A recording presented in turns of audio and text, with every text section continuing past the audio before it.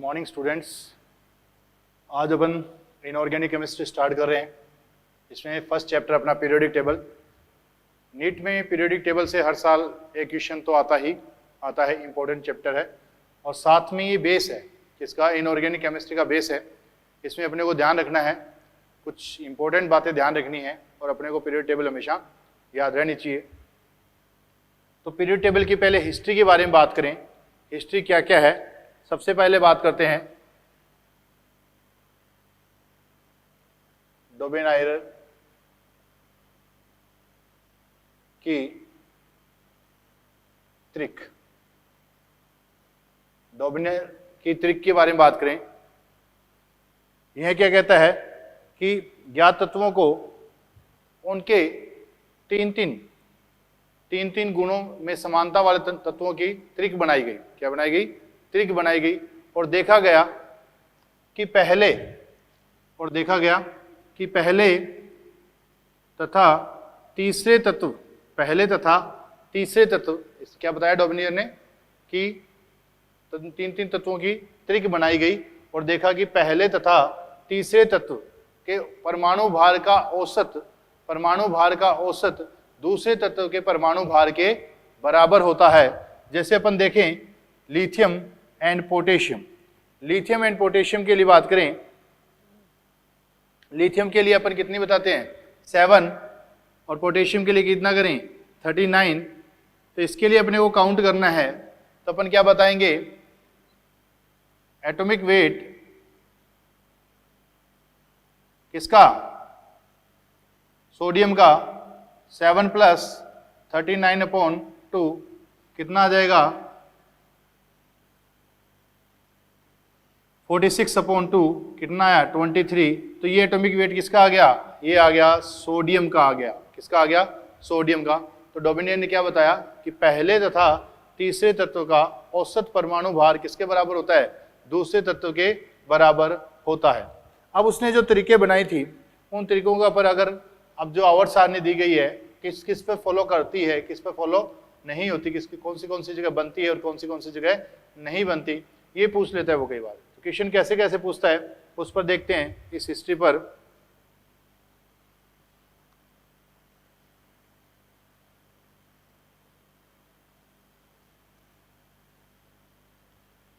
पहले वर्ग में अगर बात करें, lithium, sodium, potassium, rubidium and caesium. Potassium, rubidium, caesium. दूसरे में बात करें beryllium, magnesium, calcium, strontium, barium. अब देखें सोडियम, पोटेशियम, इसका कितना एटॉमिक नंबर है? 3, 11, 19। अपने को कैसे पता चलेगा ये त्रिक है या नहीं है? इसका पता करने के लिए मैं आपको एक ट्रिक बता रहा हूं। ट्रिक कैसे है? ये ट्रिक है कि अगर इनमें डिफरेंस सेम हुआ, इनमें अंतर समान हुआ, इनमें अंतर कितना है? 8 का। इनमें अंतर कितने का है? 8 का। इनमें अंतर कितने का होगा? इसका एटॉमिक नंबर कितना होता है? 37, 18। जिनमें अंतर समान होगा वह तो त्रिक होगी और जिनमें अंतर समान नहीं होगा वह त्रिक नहीं होगी। तो आपको कोई पूछे क्या sodium, potassium, rubidium, lithium, sodium, potassium त्रिक होगी? बिल्कुल होगी। अगर आपको पूछे सोडियम, पोटेशियम, रुबिडियम त्रिक होगी? बिल्कुल भी नहीं होगी, क्योंकि यहाँ डिफरेंस कितने का है? 8 का। यहाँ डिफरेंस कितने का है? 18 का। अगर आपको कोई पूछे पोटेशियम, रुबिडियम एंड सीजियम, क्योंकि यहाँ भी अपन करेंगे तो डिफरेंस कितने का आएगा? 18 का आएगा। तो यहाँ भी 18 का डिफरेंस है और यहाँ भी 18 का है, तो ये भी त्रिक होगी। तो ये भी त्रिक होगी और ये भी त्रिक होगी, परंतु ये त्रिक नहीं होगी। ये त्रिक नहीं होगी। सेम यही बात करें कि यहां पर ये त्रिक होगी, ये त्रिक होगी, परंतु ये त्रिक नहीं होगी। ये त्रिक नहीं होगी। कौन? मैग्नीशियम, कैल्शियम, स्ट्रोंशियम त्रिक नहीं बनेगी, जबकि बेरिलियम, मैग्नीशियम, कैल्शियम त्रिक होगी। कैल्शियम, स्ट्रोंशियम, बेरियम भी त्रिक होगी। ऐसे ही अगर अपन पी ब्लॉक में देखें,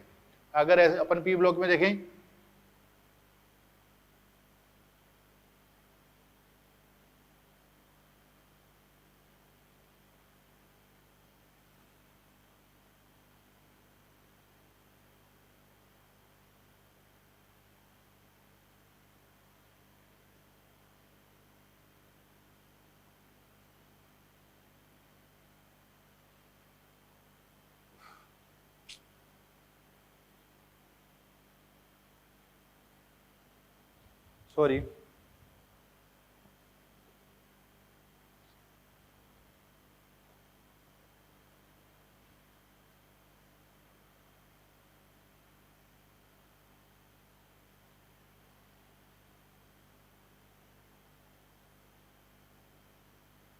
अगर इनमें बात करें अपन त्रिक के लिए बात करें,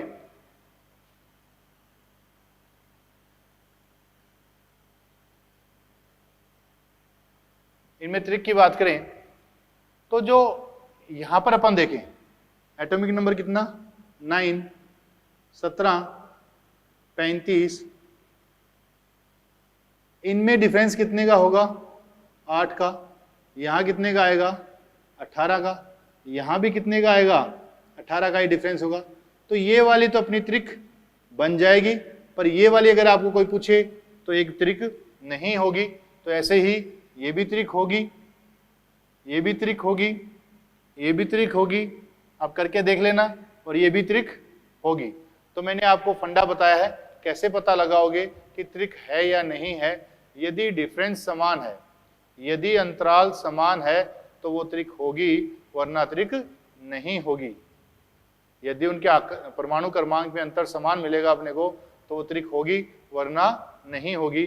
तो ये तरीके बनाए अपने। एस ब्लॉक में अपने को त्रिक कहाँ कहाँ मिल रही है, यहाँ पर मिल रही है, यहाँ पर मिल रही है, यहाँ पर मिल रही है और यहाँ पर मिल रही है। और पी ब्लॉक में एक वर्ग में एक ही त्रिक मिल रही है, जबकि एस ब्लॉक में एक वर्ग में दो दो त्रिक मिल रही हैं। इसकी कमियां क्या थी?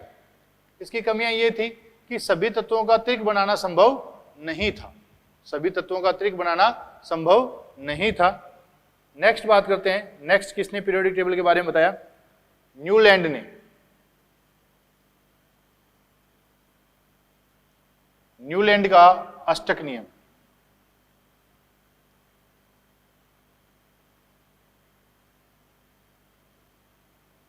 न्यूलैंड के अष्टक नियम की बात करें, न्यूलैंड के अष्टक नियम की बात करते हैं अपन।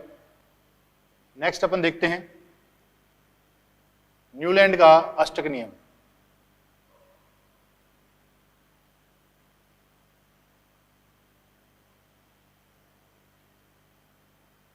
न्यूलैंड का अष्टक नियम।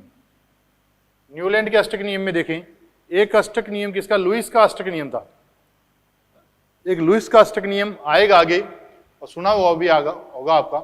लुईस का अष्टक नियम क्या कहता है कि वे तत्व जिनके बाह्यतम कोश में 8 इलेक्ट्रॉन होते हैं वो स्थायी परिवर्ती के होते हैं, और जिनके बाह्यतम कोश में 8 इलेक्ट्रॉन नहीं होते वह अपने बाह्यतम कोश में 8 इलेक्ट्रॉन कंप्लीट करने की कोशिश करते हैं, और कुछ के तो हो जाते हैं और कुछ के नहीं होते। और जिनके अष्टक पूर्ण नहीं होते उनके अष्टक न्यून यौगिक, और जिनके अष्टक 8 से ज्यादा हो जाते हैं उन्हें अष्टक प्रसार यौगिक कहा जाता है।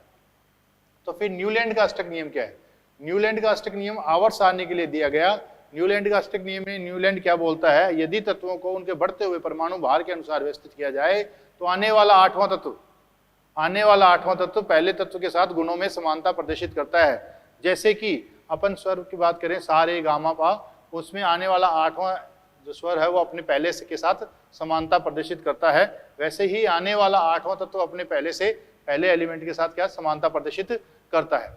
जब न्यूलैंड ने ये अष्टक का नियम दिया था उस टाइम तक क्या नहीं, किसकी डिस्कवरी नहीं हुई थी? अक्रिय गैसों की डिस्कवरी नहीं हुई थी, अक्रिय गैसों की खोज नहीं हुई थी। अपन देखें कैसे lithium, beryllium, boron, carbon, nitrogen, oxygen, fluorine, अक्रिय गैसों की डिस्कवरी हुई नहीं थी।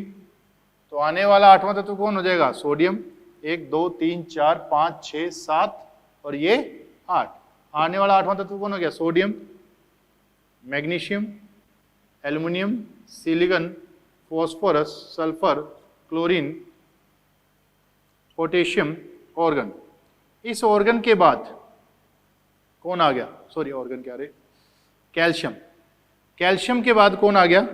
कैल्शियम के बाद डी ब्लॉक एलिमेंट्स आ गए। कौन आ गए?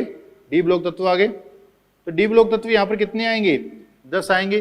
तो यहां पर आते आते न्यूलैंड का अष्टक का नियम फेल हो गया, मतलब ये कैल्शियम तक ही लागू हुआ, कैल्शियम के बाद में ये लागू नहीं हुआ, भारी तत्वों पर ये लागू नहीं हुआ। और अक्रिय गैसों की खोज के बाद ये पूर्णतः असफल हो गया। क्यों? क्योंकि अक्रिय गैसों में आने वाला 8वां तत्व कौन हो गया? फिर यहाँ कौन हो जाएगा, नियोन हो जाएगा। नियोन और लिथियम के गुणों में तो रात दिन का अंतर है, बहुत ज्यादा डिफरेंस है। ये हाईली रिएक्टिव मेटल्स होती हैं और ये लेस रिएक्टिव होती हैं। इनके बंध बनाने की क्षमता होती नहीं है, इनके बंध बनाते हैं। इनके सब कुछ चीजें अलग हैं किनसे, इनसे। तो ये अक्रिय गैसों की खोज के बाद में न्यूलैंड का अष्टक का नियम पूर्णतः असफल हो गया। और पहले भी ये कहां तक लगा, ये कैल्शियम तक ही लगा। नेक्स्ट बात करते हैं लोथरमेयर का वक्र।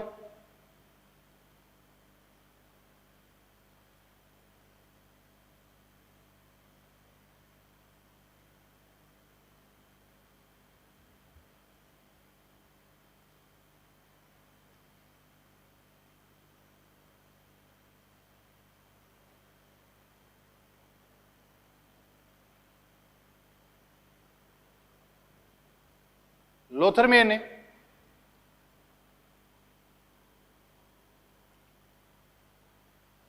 एक ग्राफ बनाया, लोथरमेयर ने एक ग्राफ बनाया किसके किसके बीच में, परमाणु भार तथा परमाणु आयतन के बीच में, परमाणु भार तथा परमाणु आयतन के बीच में। तथा उसने देखा, उस ग्राफ में उसने क्या देखा, उस ग्राफ में एक ऐसे जो ग्राफ बनाया था, उसने जो ये टॉप जगह थी यहां पर किसको रखा, क्रियाशील धातुओं को। अत्यधिक क्रियाशील धातुएं कौन सी होती हैं, पहले वर्ग की।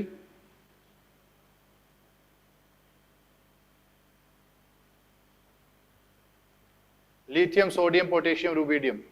उच्च वर्ग स्थान पर किसको रखा, अत्यधिक क्रियाशील धातुओं को। इस स्थान पर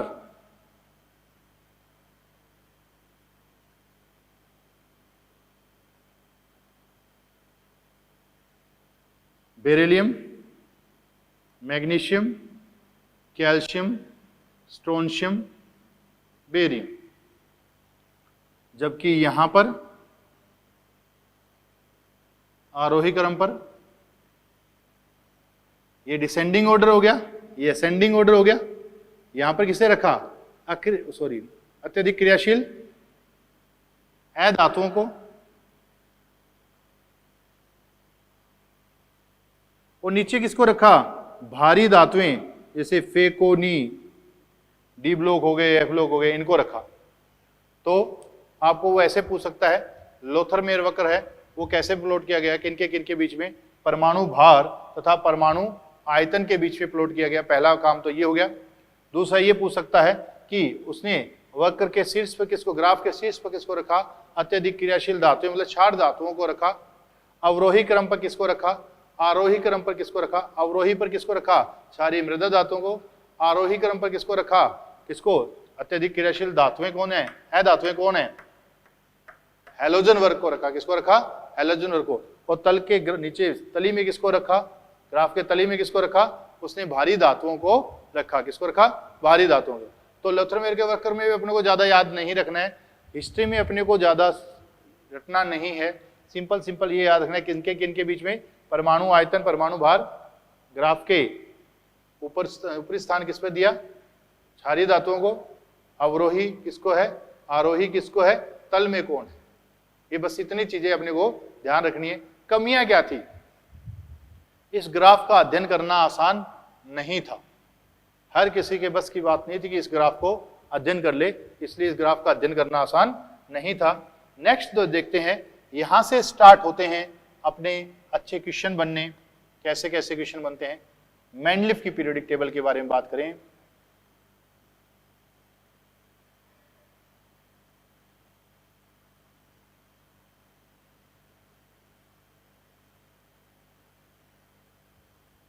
मैंडलिफ की पीरियोडिक टेबल,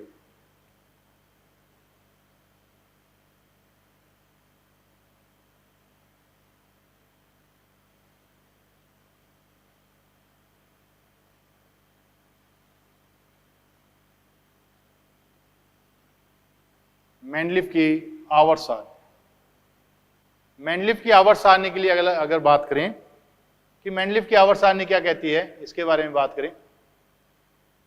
पहली तो बात ये, मेंडलीफ की आवर्त सारणी किस पर बेस्ड थी? मेंडलीफ ने सर्वप्रथम तत्वों को उनके परमाणु भार के अनुसार व्यवस्थित किया, बढ़ते हुए परमाणु भार के अनुसार वर्ग तथा आवर्त में व्यवस्थित किया। ये लिखिए लाइन, इंपॉर्टेंट है। मेंडलीफ ने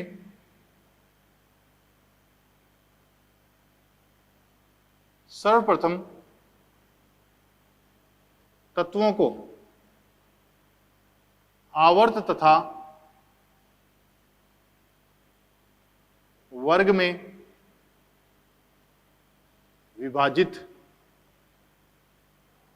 किया। इसने आवर्त तथा वर्गों में विभाजित किया किसके आधार पर? परमाणु भार के आधार पर बढ़ता हुआ क्रम देखा। परमाणु भार के तत्वों को उनके बढ़ते हुए परमाणु भार के अनुसार व्यवस्थित किया। तत्वों को उनके बढ़ते हुए परमाणु भार के अनुसार व्यवस्थित किया। तो किसके आधार पर हो गया? परमाणु भार के आधार पर हो गया। इसने कुल 7 आवर्त तथा 8 वर्ग लिए। 7 आवर्त तथा 8 वर्ग लिए। इन 8 वर्गों में बात करें 1 to 7 को उपवर्ग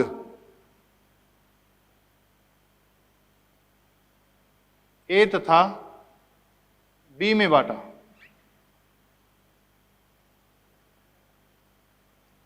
एक से लेकर जो 7 तक के वर्ग थे उनको उपवर्गों में बांटा, किसमें?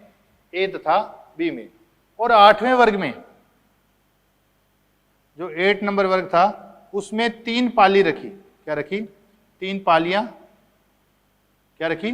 3 पालियां रखी। तो क्या किया? मेंडलीफ ने सर्वप्रथम तत्वों को आवर्त तथा वर्ग में विभाजित किया।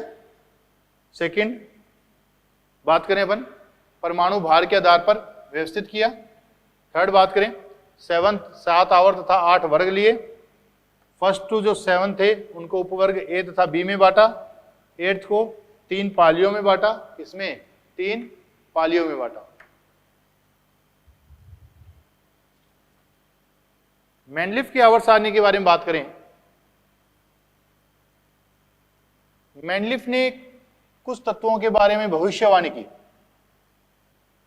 उसने जो तत्व खोजे गए नहीं गए थे उनके स्थानों को रिक्त छोड़ दिया तथा उन्हें एक विशेष नाम दे दिए और उनके बारे में भविष्यवाणी की कि जो आएंगे वो ऐसे होंगे। क्या कहा? ए का बोरॉन। अब उस टाइम किसकी डिस्कवरी नहीं हुई थी? उस टाइम स्कैंडियम की डिस्कवरी नहीं हुई थी। ए का बोरॉन किसे कहा? स्कैंडियम को कहा। किसे कहा? स्कैंडियम को कहा। ए का एल्युमिनियम, ए का एल्युमिनियम, ए का सिलिकॉन, ए का मैग्नीज। ये 4 तत्वों की उसने भविष्यवाणी की कि ए का बोरोन कौन होगा, ए का एल्युमिनियम कौन होगा, ए का सिलिकॉन कौन होगा, ए का मैग्नीशियम। ए का बोरोन किसके लिए बोला था उसने? स्कैंडियम के लिए बोला था। ए का एल्युमिनियम किसके लिए बोला था? जर्मेनियम के लिए बोला था। उस टाइम जिस जर्मेनियम की डिस्कवरी नहीं हुई थी। ए का सिलिकॉन किसके लिए बोला था? ए का सिलिकॉन गैलियम के लिए बोला गया था। सॉरी, हाँ सही, गैलियम के लिए। ए का बोरोन स्कैंडियम, ए का एल्युमिनियम गैलियम, ए का सिलिकॉन जर्मेनियम, ए का मैग्नीज टेक्नीशियम के लिए बोला गया। किसके लिए? टेक्नीशियम के लिए बोला गया। तो अपन बोले ए का बोरोन स्कैंडियम, ए का एल्युमिनियम गैलियम, ए का सिलिकॉन जर्मेनियम, ए का मैग्नीज टेक्नीशियम। इसको टेक्नीशियम को बोला गया। किसको बोला गया? टेक्नीशियम को बोला गया। इनके लिए बात करें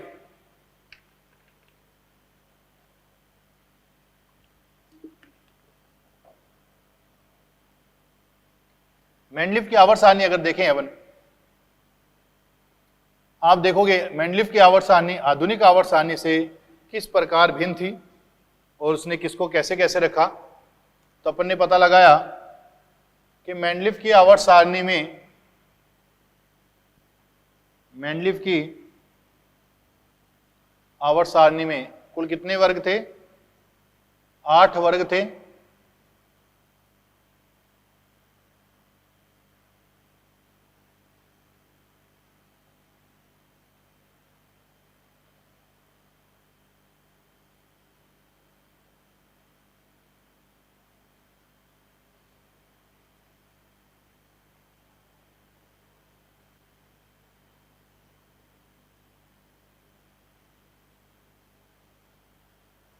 कुल 8 वर्ग थे। लास्ट वर्ग को 3 पालियों में बांटा। ये कौन सा वर्ग था?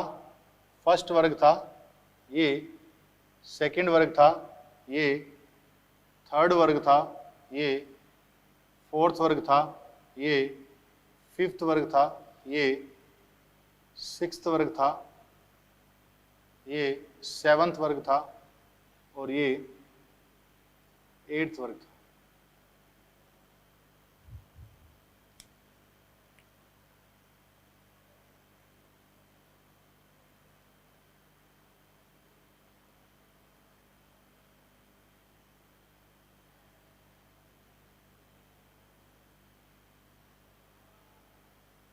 इनको उपवर्गों में बांटा और 8वें में क्या किया गया?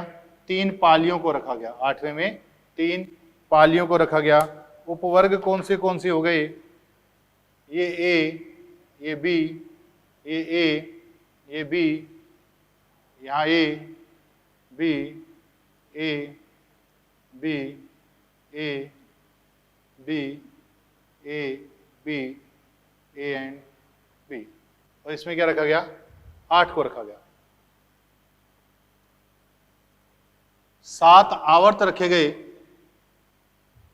1, 2,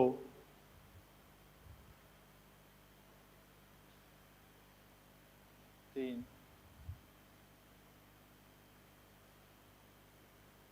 4,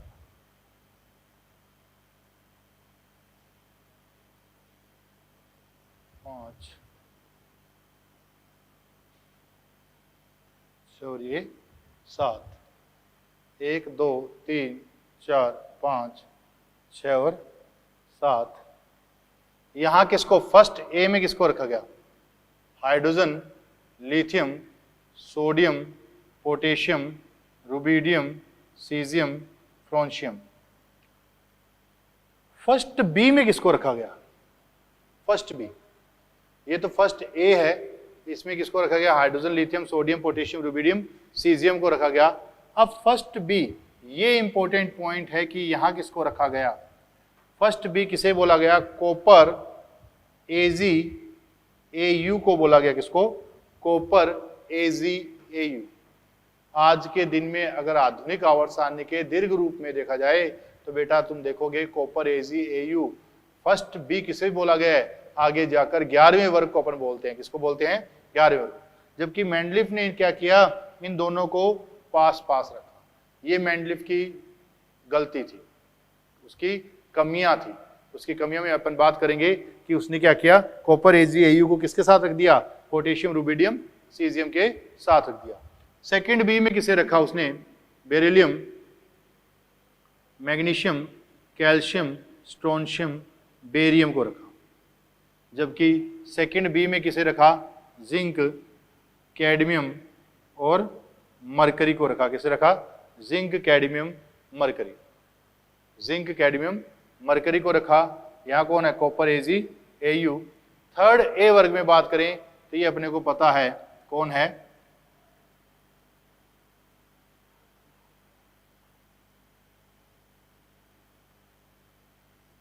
फोर्थ ए में बात करें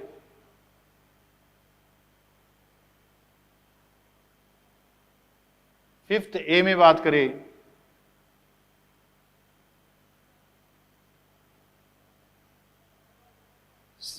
सिक्स्थ ए में बात करें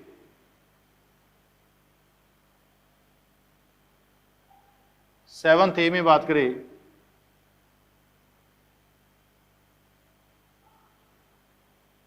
इस हिसाब से उसने इनको डिवाइड किया, यहाँ किसको रखा, scandium, titanium, vanadium, chromium, manganese, फे, को, नी, पीडी, पीटी, पीडी, पीटी। यहां बात करें फर्स्ट ए में hydrogen, lithium, sodium, potassium, rubidium, caesium, francium. इसमें फर्स्ट बी में copper, AG, AU. Second A में beryllium, magnesium, calcium, strontium, barium. Second B में zinc, cadmium, mercury. Third A में बोला अली गया, इंडियन टिल्लू। यहाँ पर इसको ऐसे रखा गया। अब अपन बात करें उसकी कमियां क्या क्या थी। तो मेंडलीफ की सबसे बड़ी कमी थी क्या, कि मेंडलीफ ने समान गुणों वाले तत्वों को एक स्थान पर और असमान गुणों वाले तत्वों को अलग अलग तथा समान गुणों वाले तत्वों को अलग अलग रख दिया। समान गुणों वाले तत्वों को अलग अलग, असमान गुणों वाले तत्वों को एक स्थान पर रख दिया। कैसे, अपन बात करें मेंडलीफ की सबसे बड़ी कमी क्या थी। मेंडलीफ की सबसे बड़ी कमी यह थी कि मेंडलीफ ने समान गुणों वाले तत्वों को अलग अलग तथा असमान गुणों वाले तत्वों को एक स्थान पर रख दिया। असमान गुणों वाले तत्व जैसे अपन इनके लिए बात करें, copper, AG, AU and potassium, rubidium, caesium के लिए बात करें, इनके लिए बात करें तो अपन क्या देखेंगे, ये जो पहले वर्ग वाले हैं अत्यधिक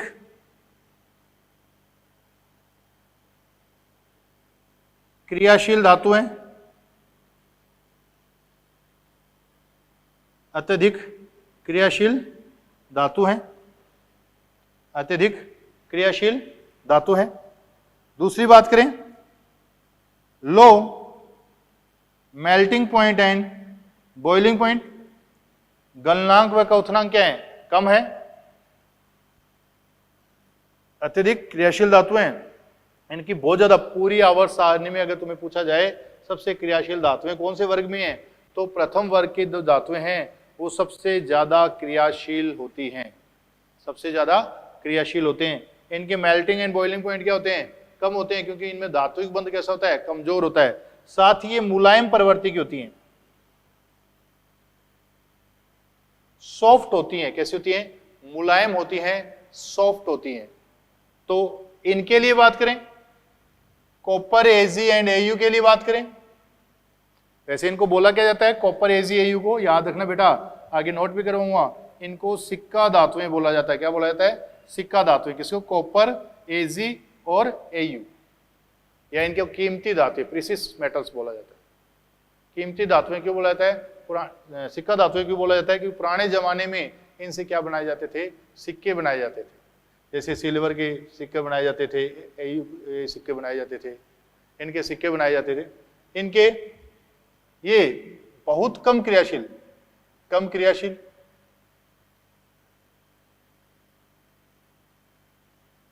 कठोर होती हैं। कैसी होती हैं, कठोर। Melting and boiling point high होते हैं। कैसे होते हैं, मेल्टिंग एंड बॉइलिंग पॉइंट क्या होते हैं, हाई होते हैं। गलनांक व क्वथनांक क्या होते हैं, ज्यादा होते हैं। क्या होते हैं, ज्यादा। अत्यधिक क्रियाशील धातुएं होती हैं, low melting and boiling point होते हैं, मुलायम होते हैं। कम क्रियाशील होती हैं, कठोर होती हैं। मेल्टिंग एंड बॉइलिंग पॉइंट क्या होता है, हाई होता है। क्या होता है, हाई होते हैं। बात समझ में आई। नेक्स्ट बात करते हैं अपन, उसने समान गुणों वाले, समान गुणों वालों की बात करें अपन, जैसे एयू एंड पीटी की बात करें, किसकी, किसी एयू एंड पीटी की बात करें। एयू एंड पीटी के लिए बात करें, दोनों ही अत्यधिक melting point and boiling point रखती हैं। अक्रिय धातुएं, इन्हें क्या कहा जाता है, अक्रिय धातुएं कहा जाता है। क्या कहा जाता है, अक्रिय धातुएं। इनको अक्रिय धातुएं क्यों कहा जाता है, क्योंकि ये किसी से अभिक्रिया नहीं करती। ये किसी से अभिक्रिया नहीं करती। किसी से अभिक्रिया का मतलब क्या हुआ, किसी अम्ल क्षार से अभिक्रिया प्रदर्शित नहीं करती। याद रखना बेटा, ये केवल और केवल एक्वा रेजिया, इसमें एक्वा रेजिया, ये केवल और केवल एक्वा रेजिया में सोल्यूबल होती हैं, घुलनशील होती हैं। क्या होती हैं? घुलनशील। एक्वा रेजिया क्या चीज है? कंसंट्रेट सांद्र HNO3 plus concentrate HCl। Concentrate HNO3 and concentrate HCl। Concentrate HNO3 क्या है? कंसंट्रेट HNO3 1 और इसका क्या है? 3। 1:3 का रेशियो आ गया किसका? Concentrate HNO3 and concentrate HCl का। याद रखने का तरीका होगा, जो ज्यादा है वो कम और जो कम है वो ज्यादा। जो ज्यादा है वो कम और जो कम है वो ज्यादा। ये एक्वा रेजिया में घुलनशील होती है कौन? जो AU एंड PT होती हैं। इनको क्या बोलते हैं? अक्रिय धातुएं बोलते हैं। इनके मेल्टिंग एंड बॉइलिंग पॉइंट क्या होते हैं? ज्यादा होते हैं। ये अत्यधिक कठोर होती हैं। कैसी होती हैं? कठोर। अगर शुद्ध रूप में देखा जाए AU तथा PT किसी ऑक्साइड फॉर्मेशन नहीं करती, इसलिए अगर शुद्ध AU है, सोना है, तो कभी भी काला नहीं पड़ेगा। जबकि जो AG है वो फिर भी थोड़ी बहुत एयर की ऑक्सीजन से अभिक्रिया करके क्या बना लेती है? AgO2 बना लेती है, जो क्या हो जाता है? काला पड़ जाता है। इसलिए चांदी कुछ टाइम तक पड़ी रहने पर कैसी हो जाती है? ब्लैक कलर की हो जाती है, किसी काले कलर की हो जाती है। ठीक है, अब नेक्स्ट देखते हैं बात। इसकी क्या क्या और कमियां थी? तो अपने ये कमियां नोट कर ली अपने कि इसने असमान गुणों वालों को साथ साथ रखा और समान गुणों वालों को दूर दूर रखा। अब आप आधुनिक आवर्त के दीर्घ रूप में देखोगे, ये AU किसके पास है? PT के पास पड़ा है। कहां पड़ा है? PT के पास। नेक्स्ट चीज देखते हैं अपन, इसकी और कमियां क्या थी? हाइड्रोजन का स्थान निश्चित नहीं था। हाइड्रोजन का स्थान निश्चित नहीं था, जो अभी तक निश्चित नहीं है। इसलिए हाइड्रोजन को क्या बोला जाता है बेटा? आवारा तत्व बोला जाता है। क्या बोला जाता है? आवारा तत्व। उसे हैलोजन के साथ भी रखा जा सकता है और उसे फर्स्ट वर्ग के साथ भी रखते हैं। दूसरी जो मेंडलीफ की, तीसरी जो मेंडलीफ की सबसे बड़ी कमी थी वो क्या थी? मेंडलीफ ने जो अपनी आवर्त सारणी थी किसके आधार पर दी थी? परमाणु भार के आधार पर दी थी। किसके आधार पर? परमाणु भार के आधार पर दी थी। परमाणु भार समस्थानिकों की बात करें, समस्थानिकों का परमाणु भार क्या होता है? अलग अलग होता है। समस्थानिकों का परमाणु भार अलग अलग होता है। फिर भी मेंडलीफ ने समस्थानिकों को एक ही स्थान प्रदान किया। मेंडलीफ ने समस्थानिकों को एक ही स्थान पर रखा, जबकि उनका परमाणु भार क्या होता है? अलग अलग होता है। उनका परमाणु भार क्या होता है? अलग अलग होता है। फिर भी उनको क्या दिया? एक ही स्थान दिया। नेक्स्ट, जो मेंडलीफ ने अपनी आवर्त सारणी थी किसके आधार पर दी थी? परमाणु भार के आधार पर दी थी। किसके आधार पर दी थी? परमाणु भार के आधार पर। परमाणु भार के आधार पर दी थी, तो जो कम परमाणु भार वाला तत्व है वो कहां आना चाहिए था? वो पहले आना चाहिए था। कहां आना चाहिए था? पहले आना चाहिए था। पहले आना चाहिए था। परंतु कई जगह पर उसने अपने ही नियमों की अवहेलना की। जैसे अपन देखें organ and potassium. Organ and potassium, organ का जो परमाणु भार होता है वो ज्यादा होता है किसके कंपेयर में? पोटेशियम के कम। पोटेशियम का था 39.1, इसका होता है 39.9 के आसपास होता है। जबकि पहले कौन आता है? पहले ऑर्गन आता है और उसके बाद में पोटेशियम आता है। जबकि उसने ये आवर्त सारणी किसके आधार पर दी थी? परमाणु भार के आधार पर दी थी। उसके अनुसार तो क्या पहले आना चाहिए? पोटेशियम पहले आना चाहिए और आर्गन बाद में आना चाहिए। कई जगह उसने देखा कोबाल्ट, निकिल। ऐसे ही अपन देखें निकिल का परमाणु भार कम होता है किसकी तुलना में? कोबाल्ट की तुलना में। ऐसे ही अपन बात करें TEI, था, पा, इन स्थानों पर मेंडलीफ ने अपने ही नियम की अवहेलना की। आगे वाले तत्व का परमाणु भार कम था किसकी तुलना में? पीछे वाले तत्व की तुलना में। तो ये याद रखना, इन स्थानों पर मेंडलीफ ने अपने ही नियमों की अवहेलना की। लेंथेनाइड और एक्टिनाइड, लेंथेनाइड और एक्टिनाइड को आवर्त सारणी में स्थान नहीं देकर कहां रखा गया? आवर्त सारणी के नीचे रखा गया, जो आज भी आधुनिक आवर्त सारणी के दीर्घ रूप की कमियां चल रही हैं। नेक्स्ट बात करते हैं अपन आधुनिक आवर्त सारणी के दीर्घ रूप के बारे में। आधुनिक आवर्त सारणी का दीर्घ रूप। आधुनिक आवर्त सारणी का दीर्घ रूप परमाणु क्रमांक पर आधारित है। किसके आधार पर आधारित है? परमाणु क्रमांक पर आधारित है।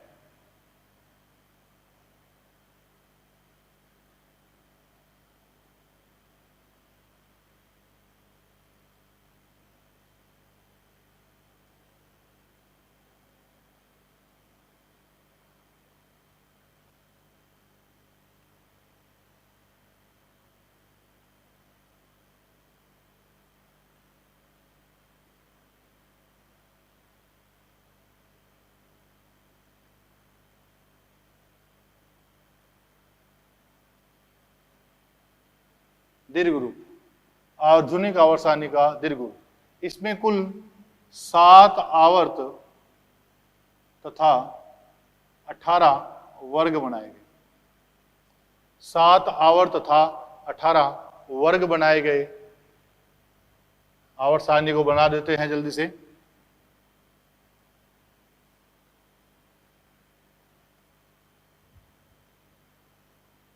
आप भी बना लीजिए।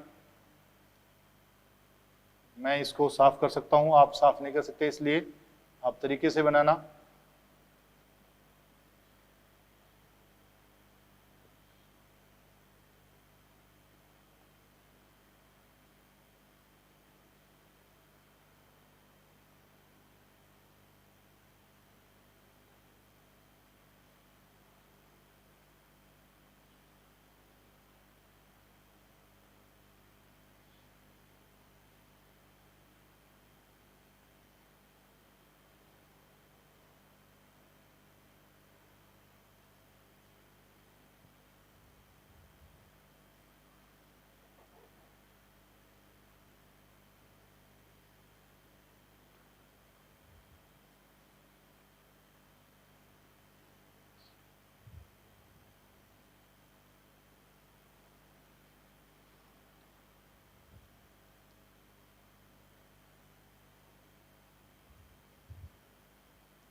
ये 7 आवर्त हो चुके हैं। यहां क्या रखा गया?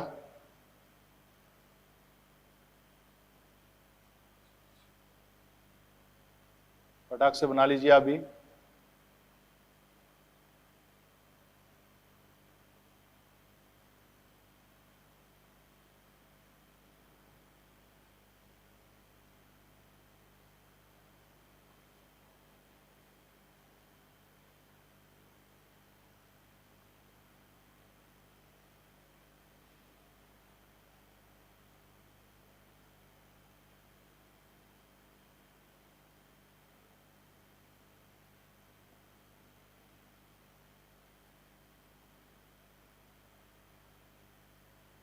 वर्ग ज्यादा बन गए, कम कर लेना अपने।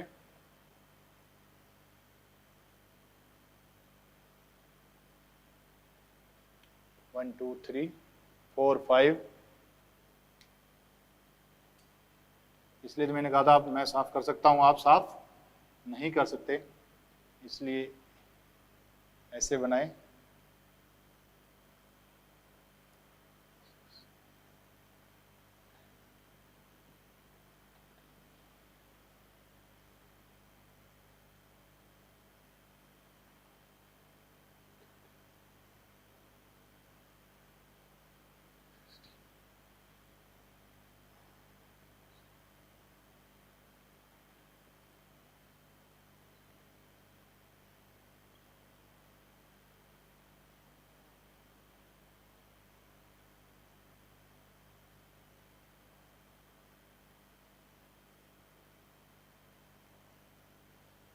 ये अपने पास आधुनिक आवर्त सारणी बन चुकी है।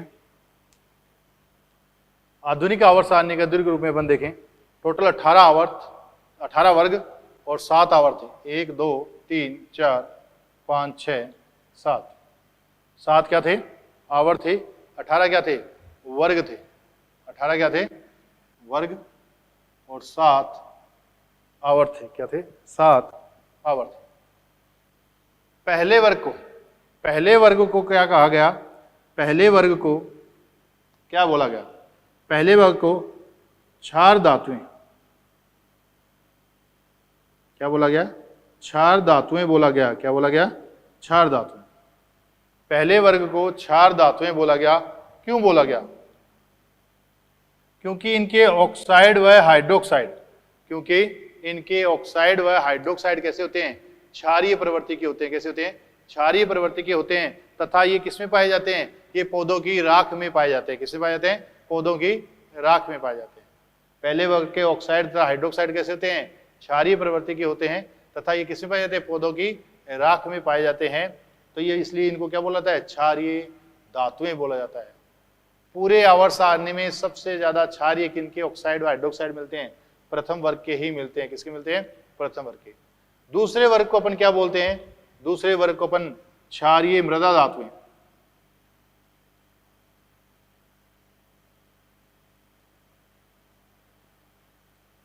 क्षारीय मृदा धातु बोले जाते हैं। इसको छोड़कर,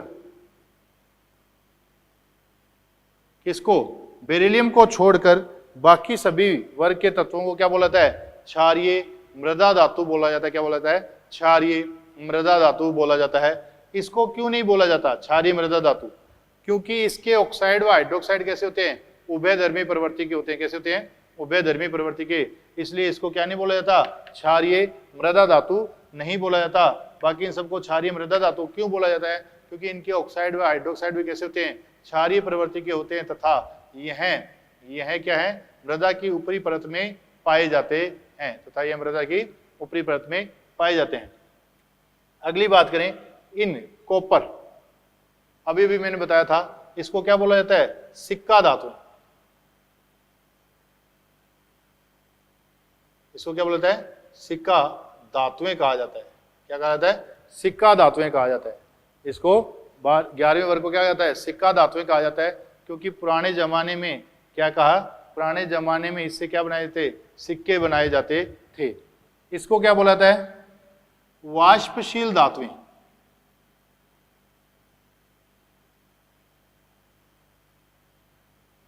इसे वाष्पशील धातुएं कहा जाता है। क्या कहा जाता है? वाष्पशील धातुएं कहा जाता है। वाष्पशील धातुएं क्यों कहा जाता है? क्योंकि इनके गलनांक व क्वथनांक क्या होते हैं? निम्न प्रवृत्ति के होते हैं, कम होते हैं। क्या होते हैं? कम होते हैं। इनके गलनांक व क्वथनांक कम होते हैं, इसलिए इनको क्या कहता है? वाष्पशील धातुएं कहा जाता है। इनको क्या कहा जाता है? 17वें वर्ग को, या पहले 18वें वर्ग की बात करें। 18वें वर्ग को अक्रिय गैसें, अक्रिय गैसें कहा जाता है। क्या कहा जाता है? अक्रिय गैसें कहा जाता है। अक्रिय गैसें क्यों कहा जाता है? क्योंकि अक्रिय गैसें क्यों कहा जाता है? क्योंकि इनके बंध बनाने की प्रवृत्ति नहीं होती। पहले इनके कोई भी कंपाउंड नहीं खोजे गए थे। अब जिनोन व क्रिप्टोन के कुछ कंपाउंड पाए जाते हैं। जिनोन के ऑक्सीजन व फ्लोरीन के साथ कुछ कंपाउंड पाए जाते हैं, पी ब्लॉक में पढ़ेंगे। और क्रिप्टोन के इसके साथ फ्लोरीन के साथ कुछ कंपाउंड बनते हैं। बाकी इनके कंपाउंड बनाने की प्रवृत्ति नहीं होती। 17वें वर्ग को क्या कहा जाता है? हैलोजन वर्ग। हैलोजन वर्ग कहा जाता है। क्या कहा जाता है? हैलोजन वर्ग कहा जाता है। हैलोजन वर्ग क्यों कहा जाता है? क्योंकि इस वर्ग के तत्व समुद्र में पाए जाने वाले, इस वर्ग के तत्व समुद्र में पाए जाने वाले अधिकतर लवणों का निर्माण करते हैं। इनको क्या कहा जाता है? चैल्कोजन।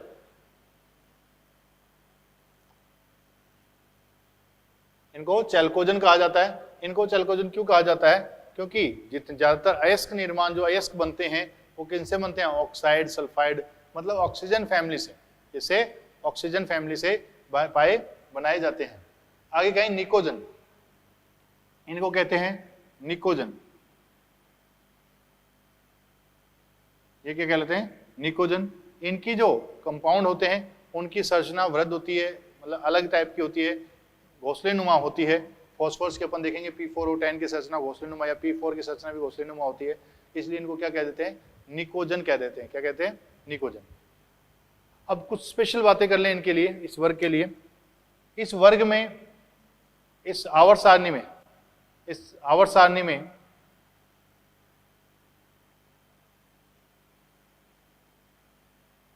कुल 11 गैसें, आवर्त सारणी में कुल 11 गैसें उपस्थित है। कितनी है? 11 गैसें उपस्थित है। कौन सी कौन सी? 6 तो ये हो गई, 6 तो एकल परमाणुक,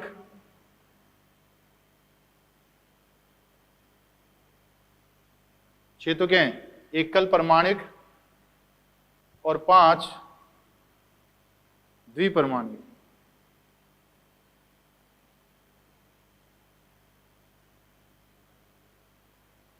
पांच क्या है? द्विपरमाणुक। द्विपरमाणुक कौन सी है? H2,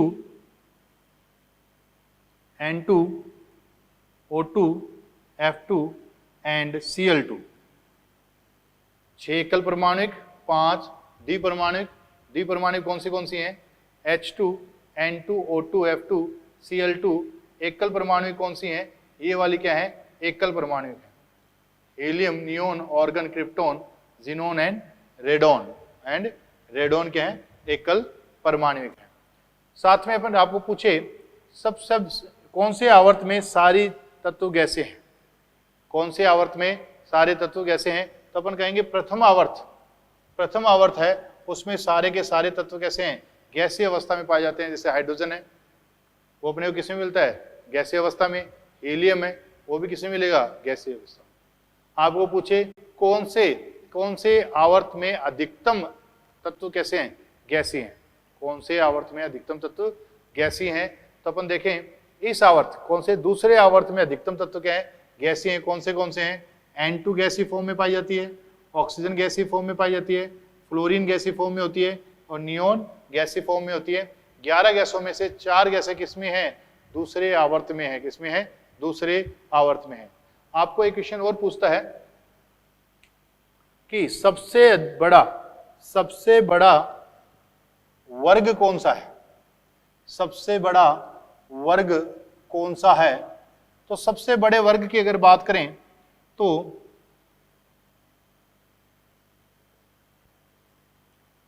थर्ड बी वर्ग कौन सा था? यहां अपन देखते chromium, calcium, scandium, titanium, vanadium. ये था थर्ड बी, ये fourth B, fifth B, sixth B, seventh B. ये पूरे का पूरे तीनों के तीनों किसमें हैं? 8th में हैं। और ये फर्स्ट बी और ये second B. First B, second B. ये फर्स्ट बी है और ये सेकंड बी है। ये third B, fourth B, fifth B, sixth B, seventh B, and ये 8th बी, और ये फर्स्ट बी और ये सेकंड बी है।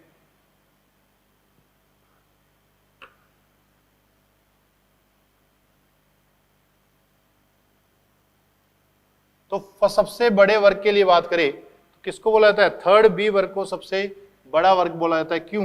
क्योंकि इसमें स्कैंडियम वाले ग्रुप में 4 तो डी ब्लॉक एलिमेंट, 4 कौन है? डी ब्लॉक एलिमेंट है, जबकि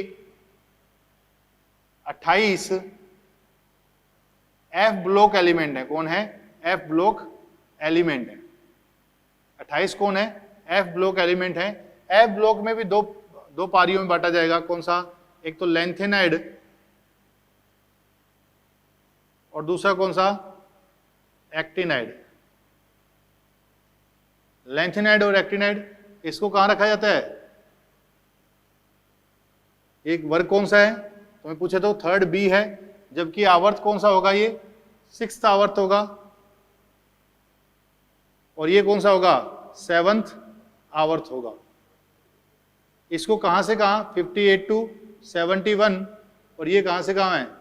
90 to 103, 90 से 103 है। तो अपन ने देखा ये लैंथेनाइड और एक्टिनाइड हैं। कहां से कहां? 6th आवर्त में, 7th आवर्त में। कहां से कहां? 58 to 71, 90 से 103। 14 कितने हो गए? 28 हो गए, और 4 ये हो गए। टोटल एलिमेंट कितने हो गए इसमें? 32 एलिमेंट हो गए। कितने हो गए? 32 एलिमेंट। नेक्स्ट बात करें अपन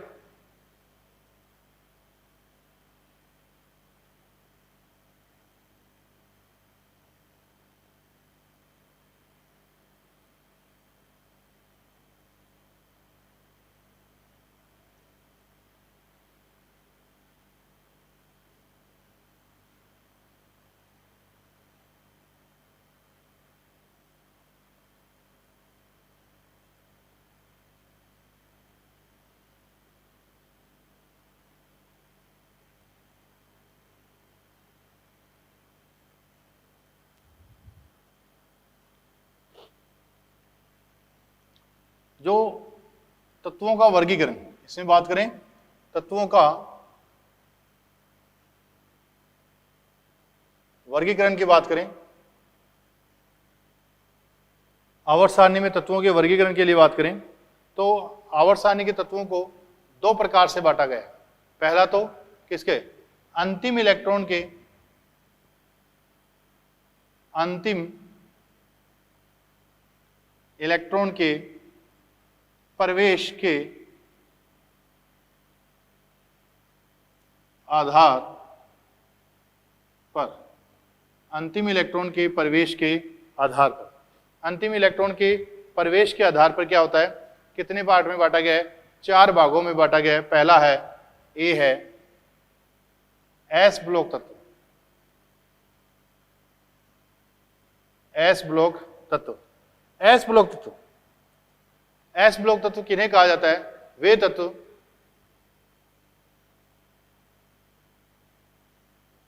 जिनका अंतिम इलेक्ट्रॉन एस उपकोश में प्रवेश करता है, एस उपकोश में प्रवेश करता है, एस ब्लॉक तत्व कहलाते हैं।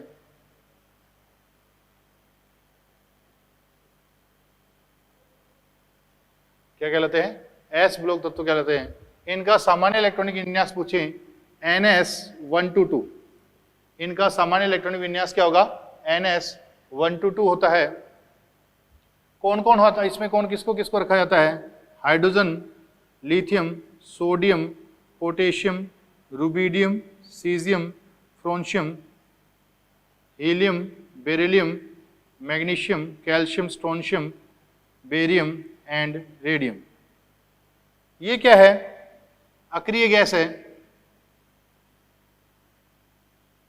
इसको भी कहां रखा जाता है? एस ब्लॉक में ही रखा जाता है। कहां? एस ब्लॉक में। ये क्या है? अधातु है। क्या है? अधातु। और ये सभी के सभी क्या हैं? धातु हैं। सभी के सभी क्या हैं? धातु हैं। इनमें से ये दो रेडियो एक्टिव क्या है? रेडियो एक्टिव धातु हैं। रेडियो एक्टिव धातु हैं। बात करें हीलियम क्या है? अधातु। सॉरी, हाइड्रोजन क्या है? अधातु। हीलियम क्या है? अक्रिय गैस। ये सारी की सारी धातु हैं। इनमें से ये स्टेबल धातुएं हैं और ये क्या है? रेडियो एक्टिव धातु। समझ में आई बात? वे तत्व जिनका अंतिम इलेक्ट्रॉन एस उपकोश में प्रवेश करता है एस ब्लॉक तत्व कहलाते हैं। उसमें किसको किसको रखा जाता है? इनको रखा जाता है। इनमें क्या होता है? NS122 होता है। इनकी कौन सी ऑक्सीडेशन स्टेट होती है? इनमें +1 तथा +2 ऑक्सीडेशन स्टेट होती है। प्रथम वर्ग वाले क्या दर्शाते हैं? +1 और दूसरे वाले क्या दर्शाते हैं? +2 दर्शाते हैं। क्या दर्शाते हैं? +2 दर्शाते हैं। इनके गलनांक व क्वथनांक एस ब्लॉक तत्वों के गलनांक व क्वथनांक क्या होते हैं? कम होते हैं। किनकी तुलना में? डी ब्लॉक की तुलना में। क्योंकि इनमें बंध, इनमें धात्विक बंध होता है, वो कैसा होता है? कमजोर होता है, वीक होता है। सेकंड बात करें अपन पी ब्लॉक तत्व।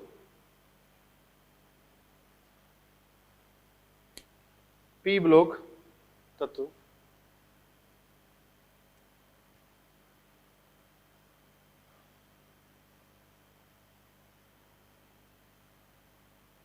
किसकी बात करें?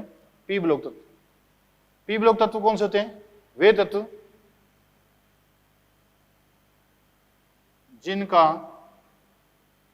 अंतिम इलेक्ट्रॉन पी उपकोष में प्रवेश करता है। किसमें प्रवेश करता है? पी उपकोष में प्रवेश करता है। पी ब्लॉक तत्व कहलाते हैं। इनका सामान्य इलेक्ट्रॉनिक विन्यास NS2Np126 होता है। कितना होता है? NS2Np126 होता है। इनको कहां से कहां?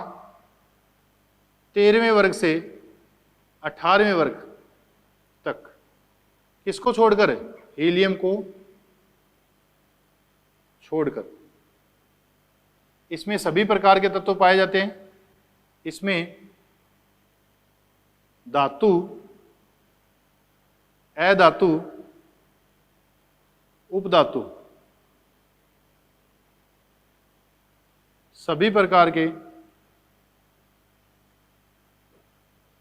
तत्व पाए जाते हैं। सभी प्रकार के तत्व पाए जाते हैं। कौन से? इसमें धातु भी होती हैं, अधातु भी होती हैं और उपधातु भी। सभी प्रकार के तत्व क्या होते हैं? पाए जाते हैं। साथ में ये तत्व हैं जो ज्यादातर क्या बनाते हैं? सहसंयोजक यौगिकों का निर्माण करते हैं। अधिकतर